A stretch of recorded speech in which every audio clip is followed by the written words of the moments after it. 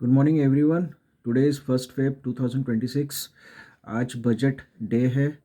First in a life time Sunday 1 Feb को budget declare हो रहा है। एज अ रिटेल इन्वेस्टर्स मेरी एक्सपेक्टेशन क्या है बजट से, मैं कुछ चीज़ें बता देता हूँ। Personally I would suggest one should be ready with zero expectation of a budget. मैं ये क्यों कह रहा हूँ, मैं इसके कुछ एक्सप्लेनेशंस देना चाहूँगा। पहली चीज़, हम जो ट्रेंड में चल रहे हैं और जो स्टॉक मार्केट भी आज ओपन किया है, जनरली बजट डे में स्टॉक मार्केट में वॉलेटिलिटी सबसे ज़्यादा होती है। But the global trend in stock market around the world is very negative. दूसरी चीज़, गोल्ड और सिल्वर का जो हाल हुआ था एक दिन पहले या 30 जनवरी 2026 को जो हाल हुआ है, around a global sell off it is going to kill, क्योंकि वहाँ पे MCX है, MMTC, यहाँ पे मार्जिन रिवाइव की गई है। और जो रिटेल इन्वेस्टर्स है जिन्होंने मार्जिन यूटिलाइज करके कमोडिटीज़ परचेस की थी, उनको अब वो मार्जिन कॉल का ईमेल या अपडेट आया होगा। They need to pay 30% of the margin call now to sustain, और their positions will be liquidated.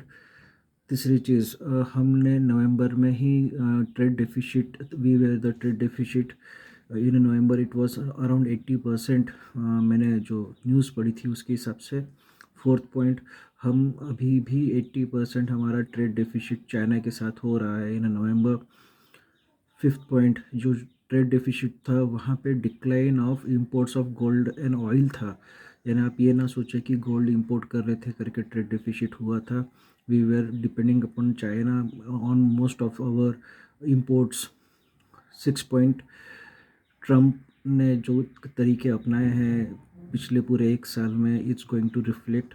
Trump tariff के कारण से हमारे इंडियन जो एक्सपोर्ट्स है काफ़ी घट गए हैं, and we have still haven't found out a way where our products will be scaled off or exports.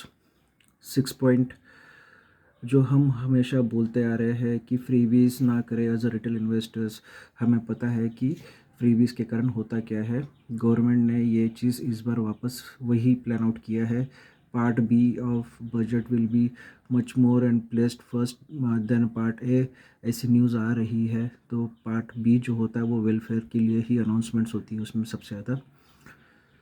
Next, हमारा जो इंफ्रास्ट्रक्चर और जो डेवलपमेंटल चीज़ें थी, अगर ये टैक्सेशंस अगर आप कम करने का सोच रहे हैं, ये मेरे लिए तो इम्पॉसिबल लग रहा है। बिकॉज हमने हाल ही में जो EU के साथ में डील की थी, वहाँ पे टैक्सेशंस हमने इंपोर्ट्स में टैरिफ ही कम कर दिया। तो अब अगर आने वाला टैरिफ ही अगर कम रहेगा तो इसके बाद में हम खुद का टैरिफ कैसे क्या कम करेंगे, खुद के टैक्सेशंस कैसे क्या कम करेंगे, कंट्री रन कैसे करेंगे अगर हम लोग कोई टैक्स ही नहीं भरेंगे।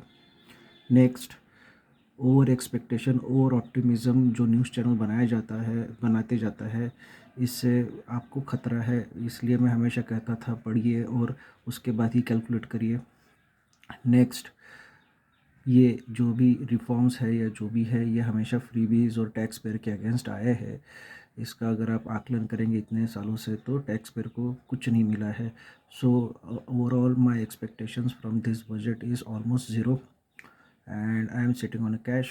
तो देखते हैं आने वाले दिनों में और क्या हम लोग कर सकते हैं एज अ रिटेल इन्वेस्टर। बाकी this is not a recommendation, it's an awareness video. Take your own call before investments.